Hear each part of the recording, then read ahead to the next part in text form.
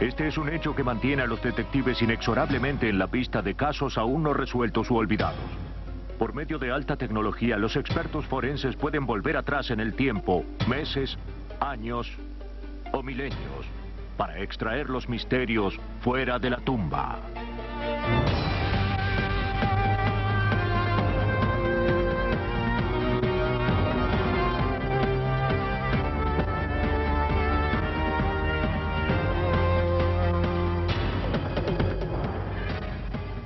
Los nuevos detectives. Casos estudiados por la ciencia forense. Hoy presentamos Fuera de la tumba. De San Diego a San Francisco, las carreteras costeras de California son algunos de los más hermosos paseos del mundo. Yendo hacia el norte, grandes extensiones de arena relucientes y caminos muy frecuentados dejan lugar a un paisaje muy distinto. A medida que la carretera serpentea a través de la península de Monterrey, las montañas se unen al mar en una majestuosa alianza de poder y belleza. En el Gran Sur, California, el inmenso cielo y el océano Pacífico sin límites atrae a los visitantes al mismo borde de los acantilados para apreciar la grandiosa vista del fin de la Tierra y tomar una fotografía para recordarla. Pero a veces la atracción es demasiado intensa.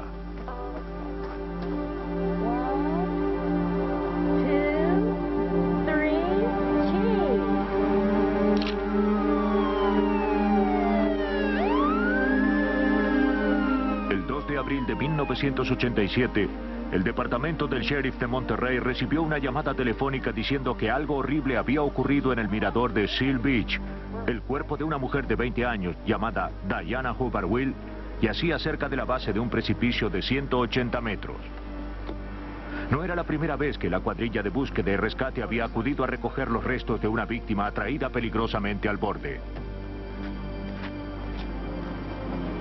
Un agente de la oficina del sheriff interrogó a una pareja de edad madura que esperaba en el lugar.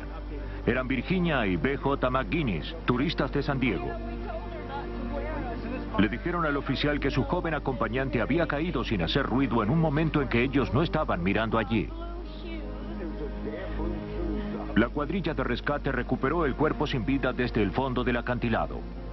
Después de un examen sumario del forense, Diana Will fue trasladada y enterrada en la ciudad donde vivía, Louisville, Kentucky. En la segunda iglesia presbiteriana de Louisville, el extraño accidente de Diana Will permanecía en la mente del pueblo meses después de que la joven fuera sepultada. Un domingo después del servicio, la madre de Diana, Bobby Roberts, se acercó a un abogado llamado Steve Kinney. Necesitaba que le ayudaran a obtener el dinero de un seguro después de la muerte de su hija. Ella quería el seguro de entierro que le correspondía como parte de su beneficio social como maestra, y la compañía aseguradora se lo negaba. Le dijimos que a veces una carta de una firma de abogados abrevia la burocracia, así que haríamos la prueba.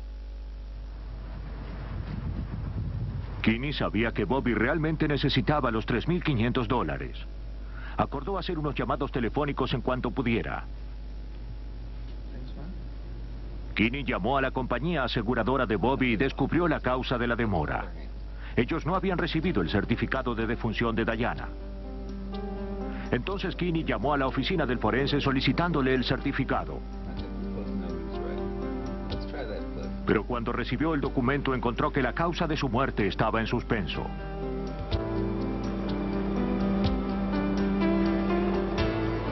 En razón de que la muerte de Diana se consideró un accidente, la cuadrilla de rescate no había hecho más que recuperar el cuerpo. No se había recogido ninguna evidencia, ni se habían tomado fotografías. El cuerpo fue enviado a la oficina del forense de Monterrey, y los análisis no mostraron indicios que dieran lugar a sospecha. La simple solicitud de Bobby Roberts había desencadenado una serie de trámites burocráticos. Pero Kinney insistió. Se puso en comunicación con el Departamento Legal Ejecutivo de Monterrey y descubrió que el caso se consideraba suspendido. El certificado no se podía extender hasta que se determinara la causa de la muerte, pero el departamento del sheriff había abandonado el caso por falta de evidencias. Hacía meses que Diana había muerto. ¿Qué podía estar deteniendo el trámite? Kinney llamó nuevamente a la compañía aseguradora de Bobby para ver si había alguna forma de acelerar el pago. Cuando volvimos a llamar, tropezamos con algo totalmente inesperado. Existía un seguro de vida de Diana a favor de otra persona, quien había formulado el reclamo por esta póliza. Esa otra persona no era nada más que Virginia McInnes, la mujer con quien Diana había pasado sus últimas horas. Justamente un día antes de la muerte de Diana, Virginia había sacado una póliza de $35,000 sobre la joven. Al día siguiente de la muerte, ella había intentado cobrarlo. Kinney pensó que la caída accidental de Diana se estaba transformando rápidamente en algo más siniestro. Pero sin un testigo, sin un cuerpo, ¿cómo se podía distinguir entre un simple empujón o una caída fatal? Pregúntese usted mismo, ¿cómo se puede probar que una persona fue empujada a un barranco? Imagínese, usted está parado en el borde del acantilado y usted cae. Piense en las lesiones, estará muy golpeada, habrá huesos rotos, habrá hematomas en su cuerpo. Su cuerpo terminará al pie del barranco y ahora póngase otra vez en el acantilado del barranco e imagine que la empujan. Los mismos hematomas, algunos huesos rotos. Bueno, no es del todo así. ¿Qué cosas son perfectas en la vida? Ahora tienes una más, la comunicación.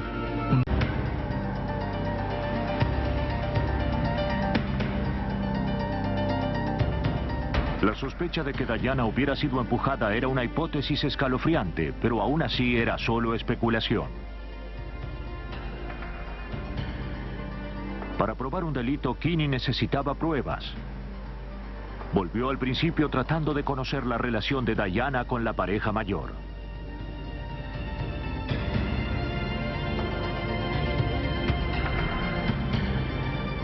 Virginia y B.J. McInnes, los padres de una de sus amigas, la habían llevado a su casa en San Diego después que se separara de su esposo. La tristeza de la muchacha halló alivio en los meses muy entretenidos que pasó con sus padres sustitutos. Era conocida su ciega entrega a sus amistades nuevas. ¿Había sido embaucada por las gentilezas de los McInnes? Para comprobar sus sospechas, Kinney obtuvo una copia del informe de la autopsia en la oficina del forense de Monterrey y encontró algo extraño. Una prueba de sangre reveló la presencia de una droga llamada amitriptilina, más conocida como el Advil.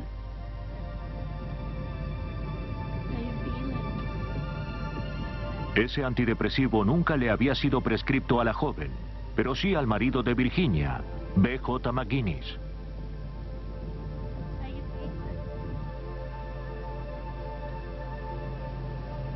La toxicóloga Catherine Ham repitió las pruebas de un tubo que contenía sangre de Diana que había sido congelada después de su autopsia. Su tarea consistía en comprobar los niveles de la droga. Kinney esperaba que de haberse cometido un crimen, sería posible probarlo en el laboratorio. Creo que muchas personas que cometen crímenes subestiman nuestro trabajo en el laboratorio. Para probar la presencia de productos químicos en la sangre, Ham agrega un solvente a la muestra. Se hace oscilar el tubo durante 20 minutos, lo que produce el traslado de las drogas de la sangre al solvente. Se retira el solvente del tubo y se evapora. El solvente reconstituido se inyecta en un cromatógrafo a gas, un instrumento que separa los compuestos de acuerdo a sus propiedades químicas. Ham comparó la composición estándar para la droga y los productos de su desintegración con el cromatograma de la sangre de Diana. Ambos coincidían. Por estar congelada durante tanto tiempo, la sangre había sufrido degradación. Ham no podía determinar cuándo Diana había tomado la droga ni cuánto había ingerido. Lo que sí sabía era que había el Advil en su sistema cuando ella murió. Por la desorientación que provoca y otros efectos secundarios desagradables, era difícil pensar que ella lo hubiera tomado como un estimulante.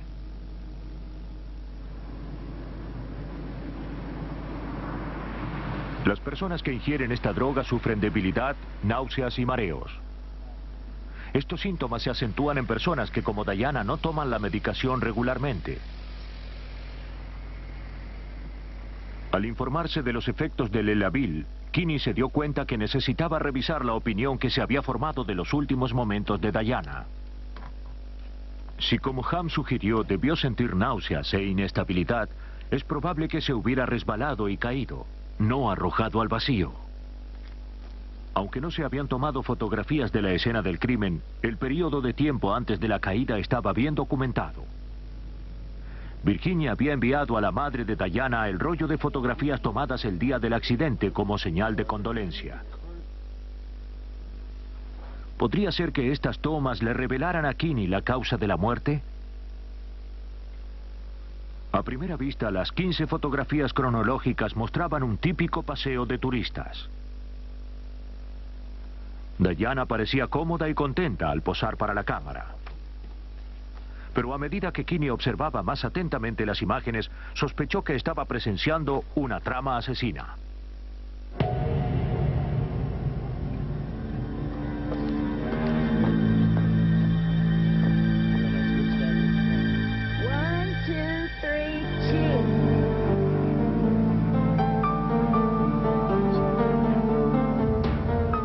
El Elavil ya había producido efectos en la fotografía siguiente.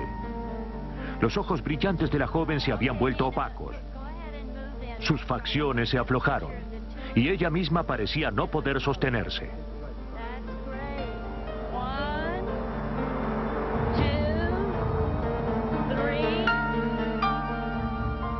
Cuando Kinney llegó a la foto número 11, lo primero que se le ocurrió fue: Diana lo sabe.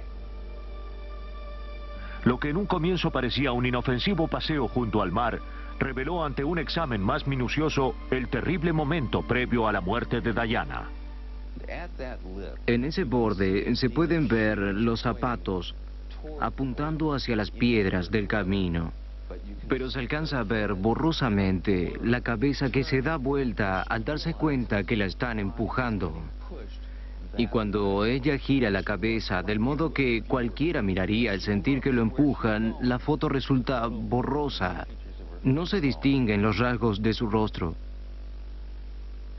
Pero sus zapatos siguen apuntando hacia BJ, la persona en quien confiaba.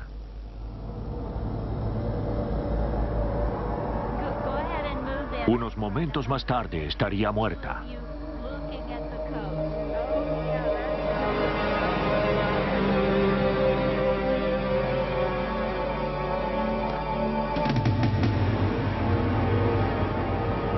Kinney opinaba que las extrañas y perturbadoras circunstancias de esta muerte llevaba a una sola conclusión.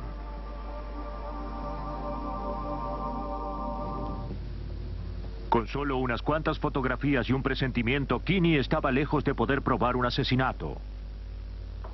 Sabía que necesitaría ayuda.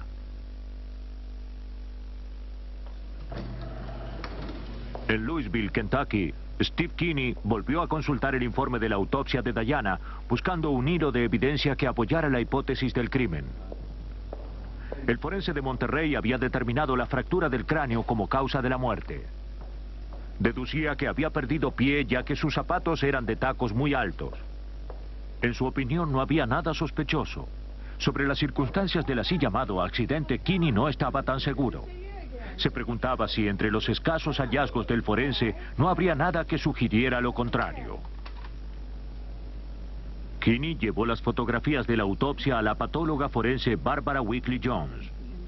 ¿Sería posible que su análisis pudiera diferenciar un crimen de un accidente? Steve Kinney se sorprendió cuando le dije que algunas de las lesiones implicaban algo más que una muerte accidental. Las manos magulladas de Diana constituyen la evidencia física más elocuente. No mostraban la clase de lesiones típicas de una caída. Las uñas de acrílico habían sido arrancadas o rotas y el granito incrustado en ellas hacía pensar que se había aferrado al borde para salvar su vida. O tal vez había luchado antes de caer. Además de las uñas desgarradas, sus manos presentaban indicios sospechosos. Kinney se preguntaba si el cráneo fracturado había sido el resultado o la causa de la terrible caída. El acantilado se inclinaba suavemente los primeros metros. Si Diana hubiera tratado de salvarse, habría hecho el intento de sujetarse a una roca o a la raíz de un árbol. Pero las palmas de sus manos no tenían lesiones, ni tampoco signos de intentar asirse de algo. Los hallazgos de Weekly Jones sustentaban la teoría de Kinney, de un empujón intencional y un deslizamiento sin resistencia. Kinney necesitaba investigar más profundamente a los sospechosos, Virginia y B.J. McGuinness. ¿Era posible que esta pareja tan agradable hubiera planeado el asesinato de Diana? ¿Habrían sido capaces de empujarla de un acantilado de 180 metros? A medida que indagó los antecedentes de sus principales sospechosos, Kinney fue descubriendo una huella de engaño y muerte. Los antecedentes de Virginia eran mucho más sangrientos de lo que Kinney había anticipado. La que antes había sido enfermera y podía asumir una personalidad amable, mostraba también en su pasado un perfil frío, psicótico, que incluía la mentira compulsiva, tentativa de incendio y crueldad hacia los animales. Además de la muerte accidental de su hija y de su segundo marido, los padres de Virginia y algunos de sus pacientes habían muerto por causas desconocidas mientras estaban a su cargo, y frecuentemente se benefició con su seguro de vida. Kinney compiló estos datos en su extenso informe. Para arrestar a Virginia y a B.J. McGuinness no era suficiente evidencia, pero alcanzaba para reabrir el caso en California. Como los McGuinness habían obtenido la póliza de seguro de Diana en San Diego, la oficina del fiscal de distrito de esa jurisdicción fue involucrada. El investigador Scott Lawrence sustituyó a Kinney. Como fiscal de Louisville, estaba obligado a dar una explicación sobre la caída de Diana.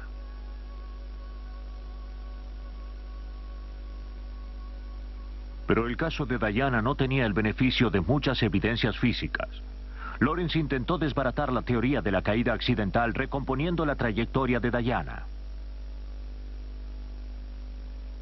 Hacía ya más de 1 año y medio de la muerte de la joven, de modo que cualquier indicio de sangre o alteración en la geografía ya habrían sido borrados. Lo único que Lawrence sabía con seguridad era dónde había caído. Lo que necesitaba determinar era en dónde había empezado la caída. Una de las cosas que debíamos investigar era dónde estaba parada en sus últimos momentos. Fue en este desvío muy cerca de donde yo estoy. Eso está basado en evidencia testimonial y fotográfica. Basado en la afirmación de Lawrence, este no era un lugar donde una persona podría perder pie, aún con zapatos de taco alto. El suelo era relativamente llano y sólido. Ahora Lawrence pudo recrear el recorrido de Diana barranca abajo. Aunque él era un alpinista novato, por su fuerte compromiso con la verdad se sintió obligado a hacer el mismo descenso con una cámara en la mano. De su análisis topográfico, Lawrence concluyó que Diana estaba muerta o casi muerta antes de caer desde el borde del mirador. En primer lugar, la primera sección del acantilado no tenía una pendiente abrupta. Si Diana hubiese caído por accidente, aquí probablemente hubiera podido detenerse y tal vez habría gritado.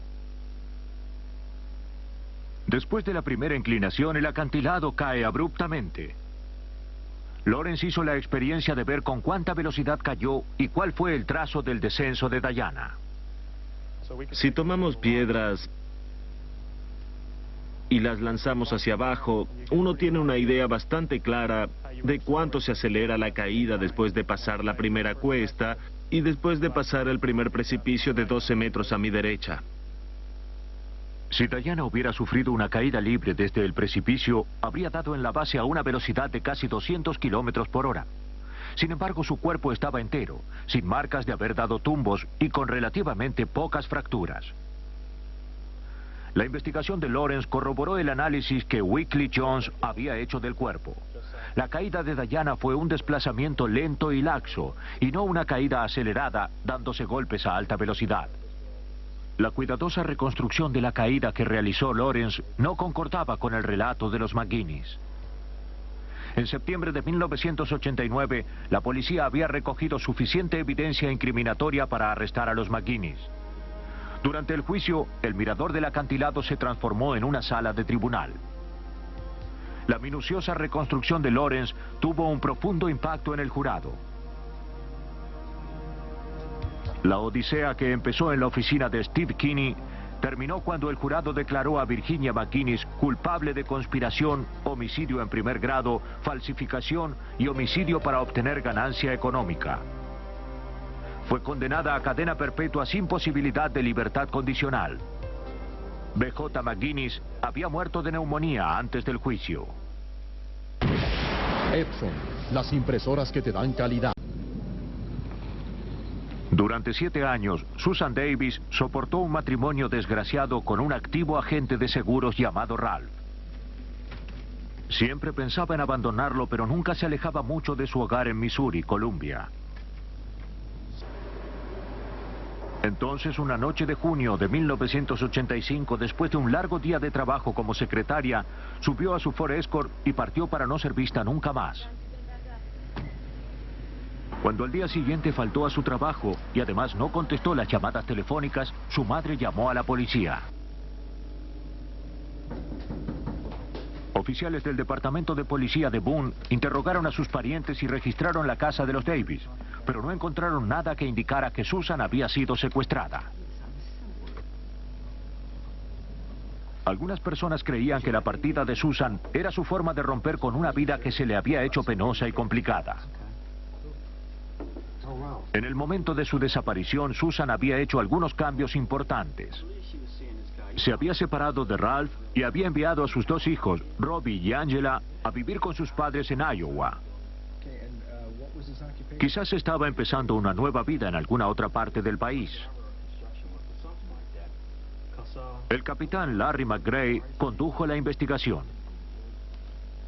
Cuanto más examinó en los archivos policiales, más se convencía de que Ralph había sido realmente un marido abusivo.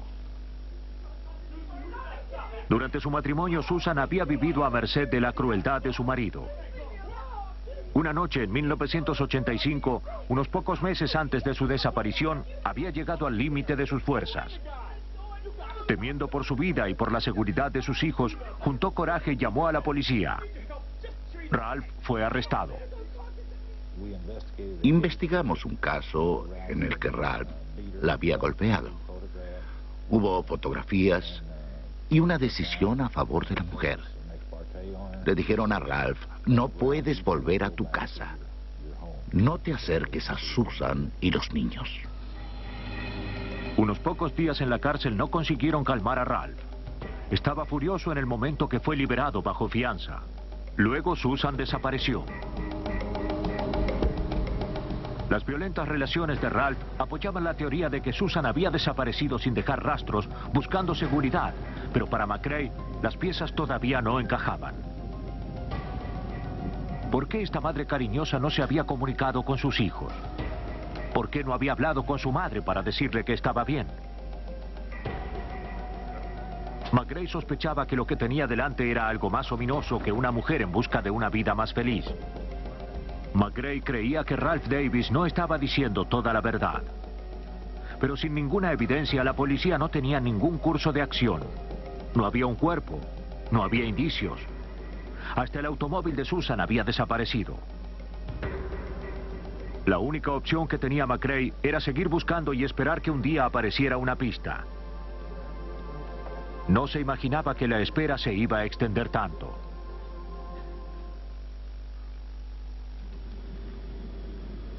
Pasaron 2 años desde que Susan Davis subió a su automóvil para desaparecer. Si había abandonado la ciudad voluntariamente o encontrado un destino fatal, era todavía una pregunta sin respuesta. La investigación del capitán McRae estaba en un callejón sin salida. Un día, el dueño de un local de depósitos arrancó el candado del lugar, ya que estaba alquilado a un cliente que no pagaba sus cuentas. Adentro había un Ford Escort con la ventanilla del conductor destrozada. El nombre del cliente no era otro que Ralph Davis. Se avisó al capitán McRae. Se realizó la identificación del vehículo y se confirmó que era el automóvil de Davis.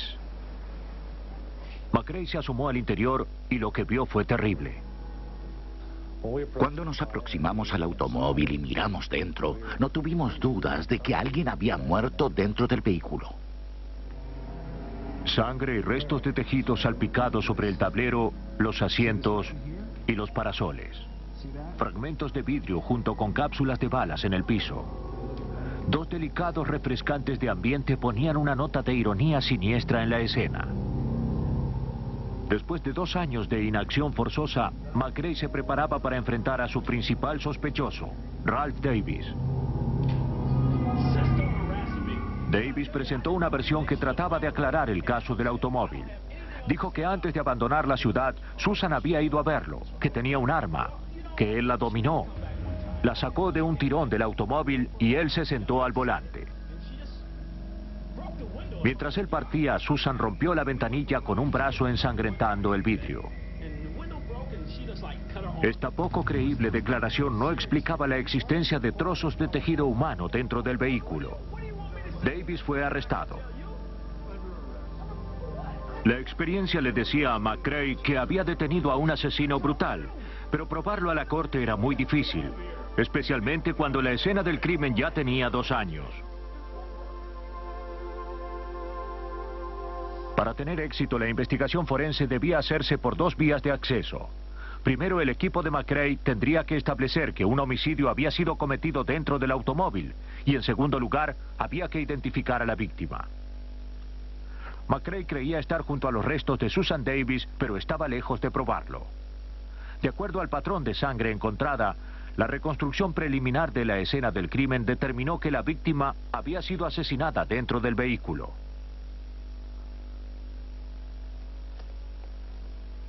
La bala atravesó la ventanilla dando al conductor en la cabeza. La fuerza del impacto envió a la víctima hacia el otro lado del automóvil, chocando primero con el espejo retrovisor con tal fuerza que rompió el parabrisas.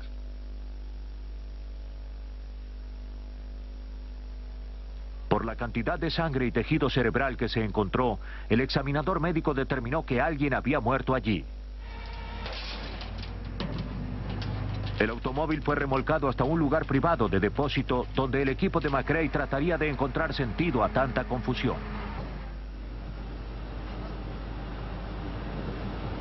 Como no sabían qué podía ser evidencia, para actuar sobre seguro recogieron todo.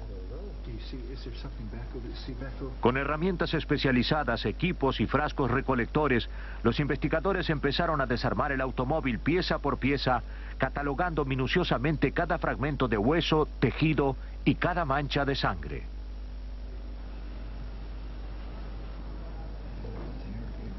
Las municiones fueron extraídas del interior. Descubrieron que correspondían a las cápsulas de escopeta encontradas en la casa de Ralph Davis. Se empleó una aspiradora con filtros nuevos para recoger las pruebas más pequeñas. Como los ladrones de automóviles más experimentados, el equipo desarmó el Escort hasta quedarse con su esqueleto, retirando absolutamente todo para el análisis, desde el volante hasta la alfombra.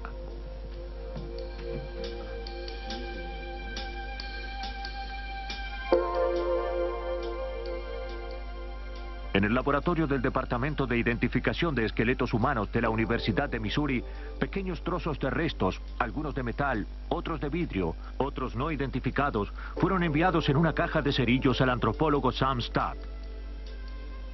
Si había fragmentos de huesos humanos entre los variados hallazgos, Stapp sabría cómo revelar sus secretos.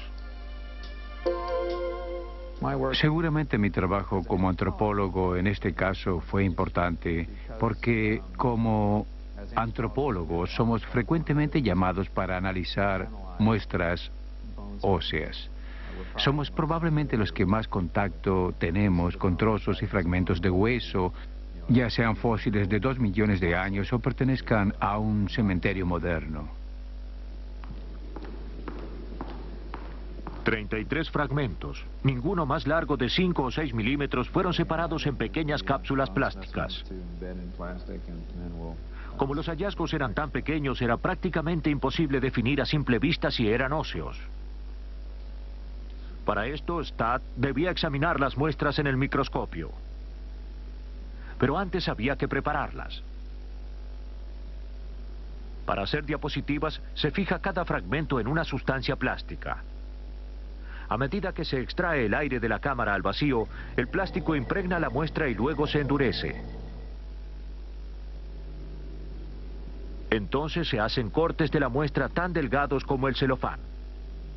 Cada corte se coloca en un dispositivo de vidrio para su observación.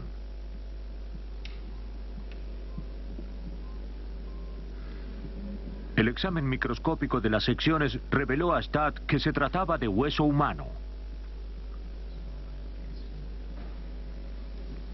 Stad reconocía el origen de los fragmentos, un cráneo humano. El doctor Stad había determinado que los pequeñísimos restos tomados del piso del automóvil de Susan Davis eran realmente huesos faciales humanos. Ahora necesitaba averiguar si había algo en particular que los relacionaran con Susan Davis y su muerte. Stad notó ciertas manchas en los fragmentos.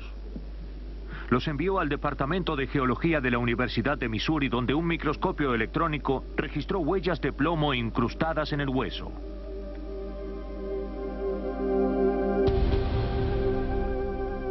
La presencia de antimonio indicaba que también había restos de pólvora, lo que implicaba que se había usado un arma de fuego.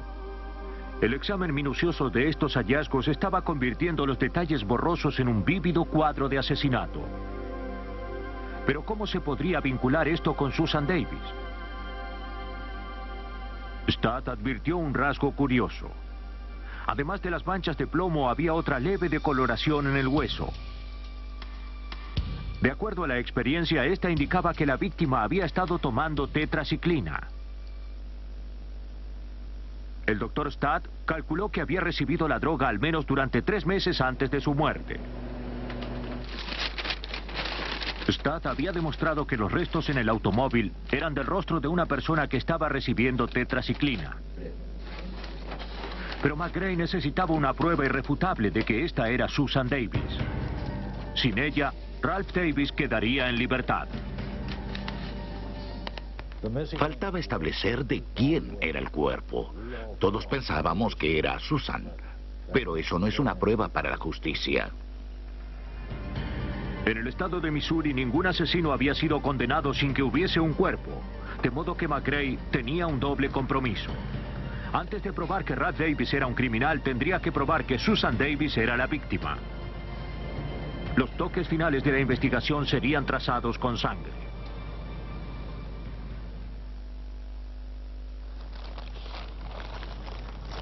¿Sería posible relacionar las manchas de sangre del lugar donde hace 2 años se cometió un crimen y la muerte de Susan Davis? Esa fue la tarea de Lori Maloney, seróloga forense. Se enviaron muestras del alfombrado, de los parasoles y del tapizado del automóvil al laboratorio de patrulla de caminos del estado de Missouri. Si ella podía determinar que la sangre encontrada allí pertenecía a Susan Davis, sería casi imposible que Ralph Davis no fuera procesado. Pero como Maloney sabía, la identificación irrefutable de una víctima es un trabajo complejo.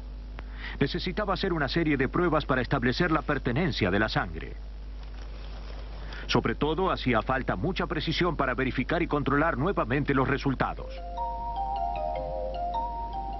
La primera tarea era la verificación de las muestras para asegurarse que las manchas en el automóvil eran realmente de sangre.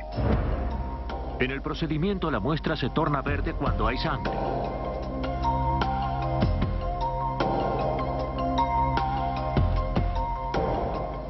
Luego Maloney debía confirmar que la sangre era humana. Agregó anticuerpos humanos a las muestras.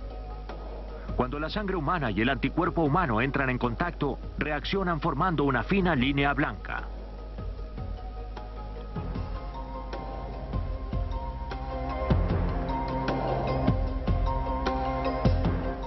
Los resultados de Maloney concordaban con la teoría de McGray de que alguien había sido asesinado dentro del vehículo.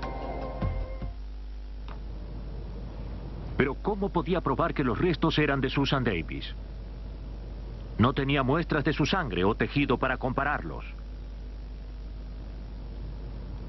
Las pruebas de paternidad se usan para establecer la probable relación parental de un hombre, comparando su ADN con el del niño y su madre. Aplicando ese procedimiento de una manera inversa, Maloney esperaba crear un perfil genético de Susan Davis.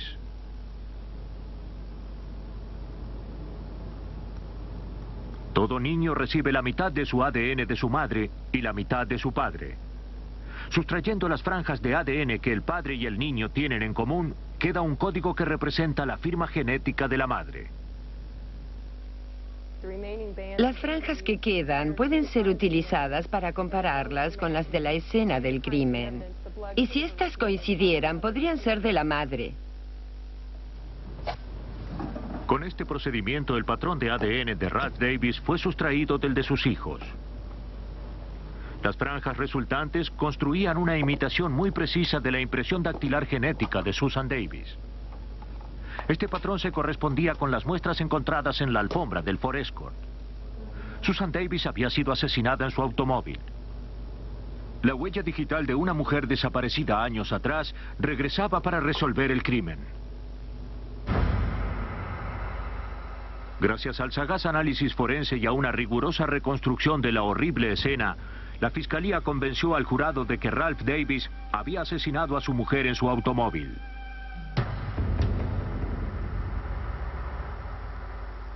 Fue una decisión ejemplar que aplicó la pena de muerte a Ralph Davis, aun cuando el paradero de la víctima es hasta hoy un misterio. Por 2 dígitos que no le pusieron En el Museo Royal Ontario de Toronto, una momia llamada Jedamitzan, o Jed, ha permanecido en una vigilia silenciosa durante décadas. Sus secretos están bien guardados dentro de su delicado sarcófago. Tanto los visitantes como los científicos están fascinados por su belleza misteriosa y ansiosos por saber sobre cómo vivió y murió.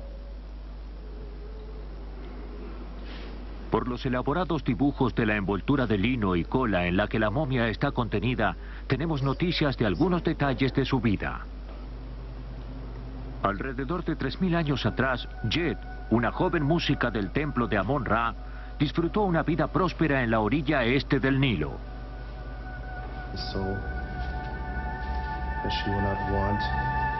Los antiguos egipcios exaltaban la vida después de la muerte, pero solo podían alcanzarla si dejaban este mundo en la forma apropiada. El viaje a la tierra de los dioses era esforzado y peligroso. Para que el alma pudiera sobrevivirlo, el cuerpo debía ser fuerte.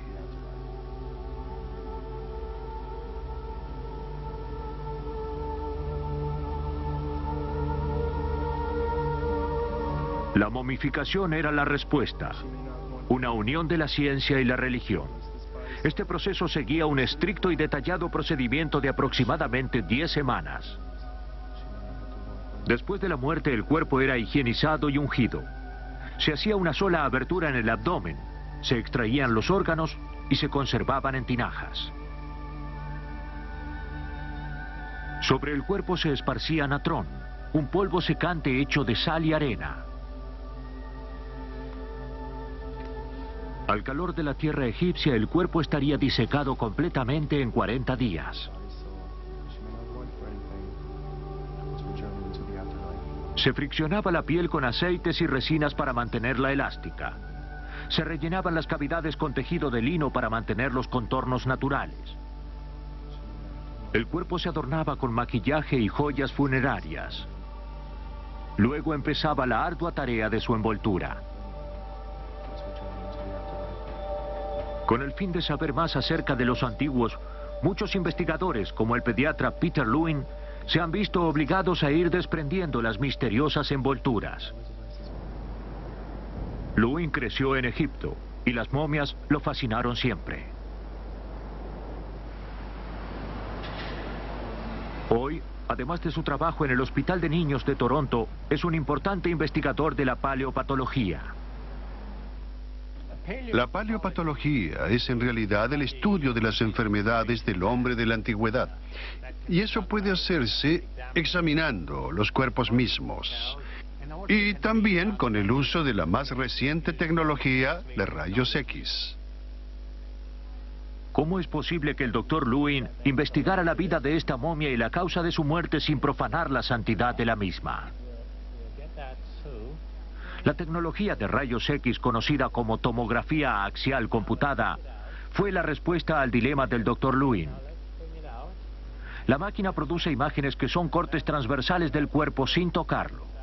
Cuando los cortes se juntan, se obtiene una imagen tridimensional.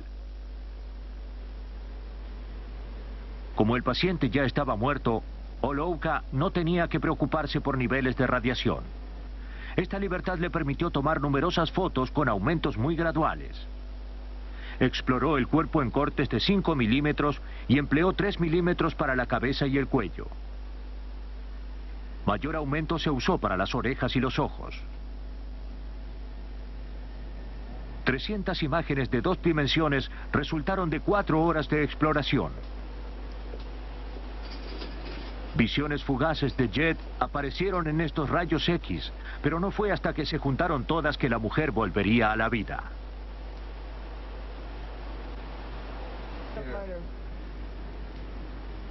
Una vez completada esta minuciosa exploración, era ya el momento de que la momia se mostrara a sí misma.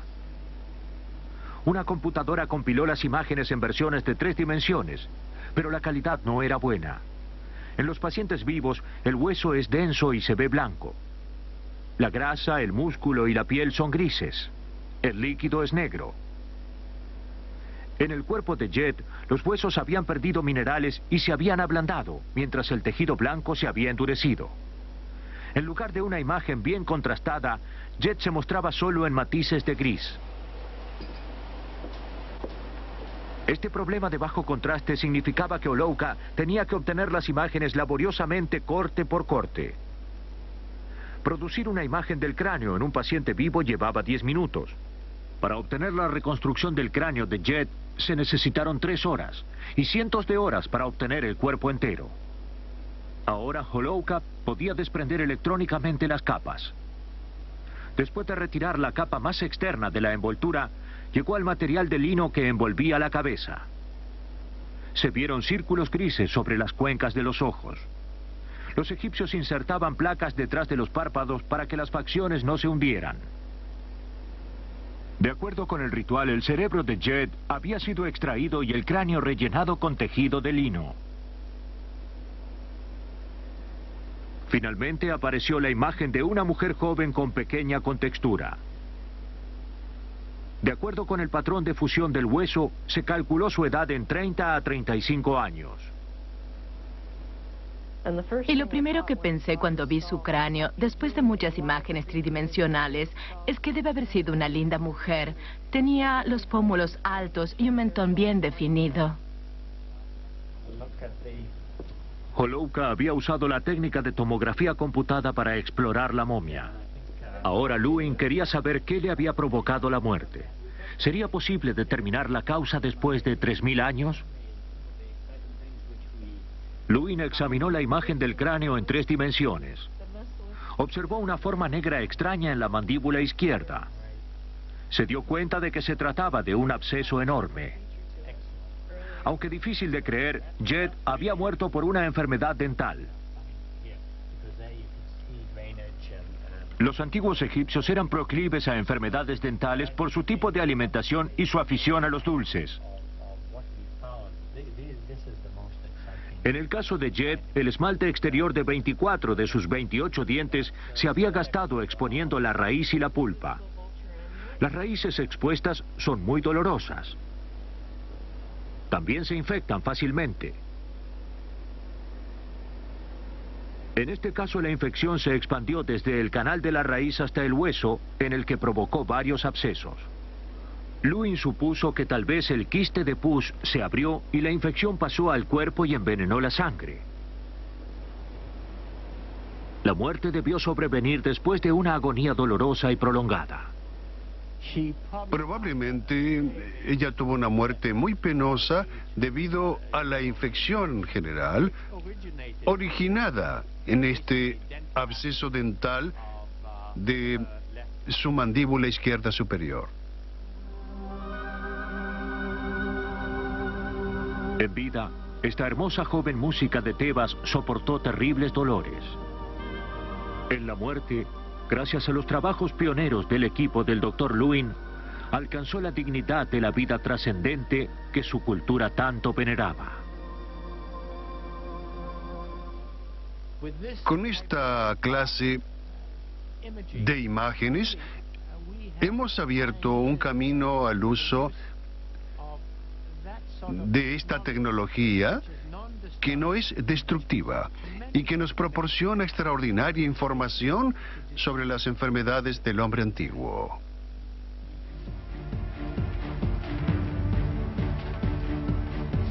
Gracias a que Yedamit-san había sido preservada tan cuidadosamente, el tiempo no fue un obstáculo para la ciencia.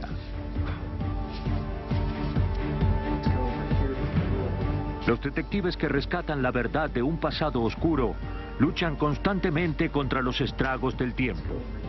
Hoy, la ciencia es su más grande aliado en esa batalla. Mediante las más nuevas técnicas, los expertos forenses están ganando la guerra contra el tiempo, liberando las voces perdidas y olvidadas desde más allá de la tumba.